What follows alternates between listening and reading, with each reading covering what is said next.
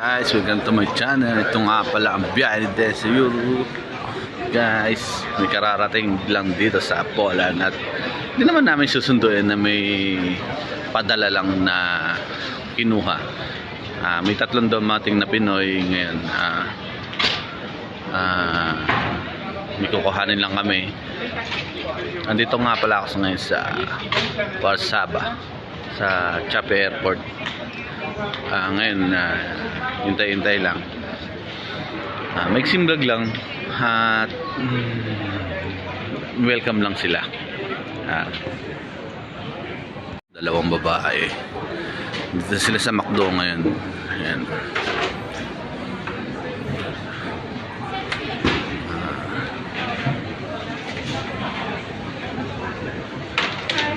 Ito sila guys, uusap-usap.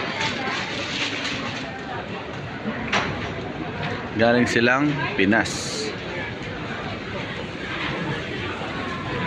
Ngayon guys.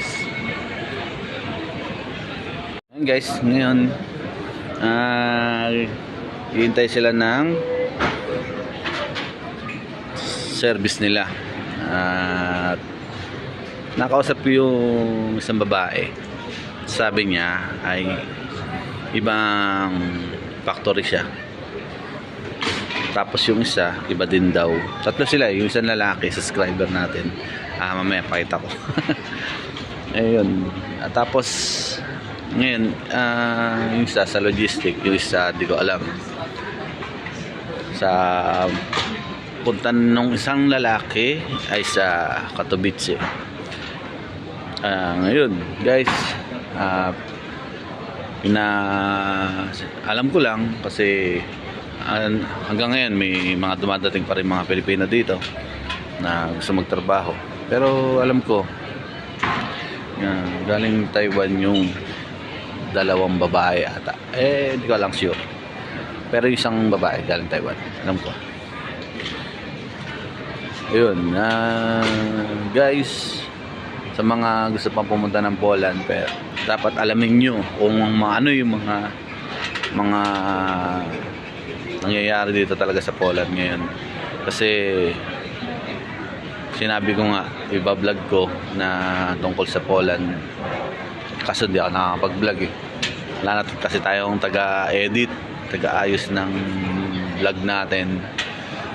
Susubukan ko na lang to, baka wala nang intro, post ko na lang kasi wala na tayong taga-edit at galit sa atin. Nakasalanan ko naman, sorry sa nagawa ko. Ayun.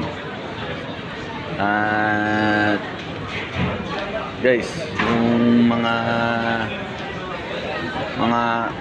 nangyayari kasi dito nga tungkol sa paghihigpit nila. Yung ibang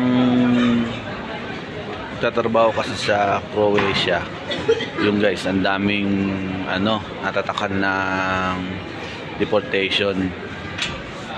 Kaya guys, mag-isip kayo, yung mga galing sa ibang Europe country, mag-isip kayo kung gusto niyo magtrabaho talaga dito sa Poland. Kailangan pag lumipat kayo dito sa mga employer ninyo, kailangan kompleto na kayo, yung working permit, yung mag-ayos na talaga ng TRC bago kayo pumunta dito. Mahirap pagka natataka ngayon deportation. Ang dami nang natatakan ngayon. Sobrang higpit na ngayon nila. Kaya yun. Kaya kayo na bahala kung ano gusto ninyo. Ang sumundo pala sa kanila guys, JRM. Yung parang JRM na store ba? Yun. Yung isang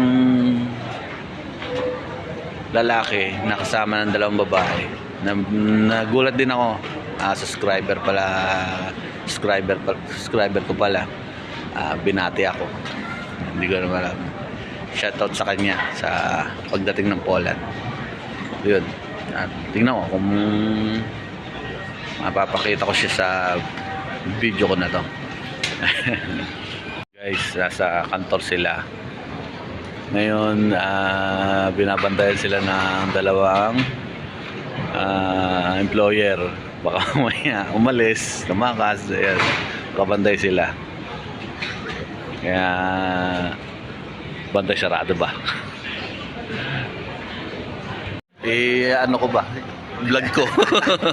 Kahit saglit. Kararating lang.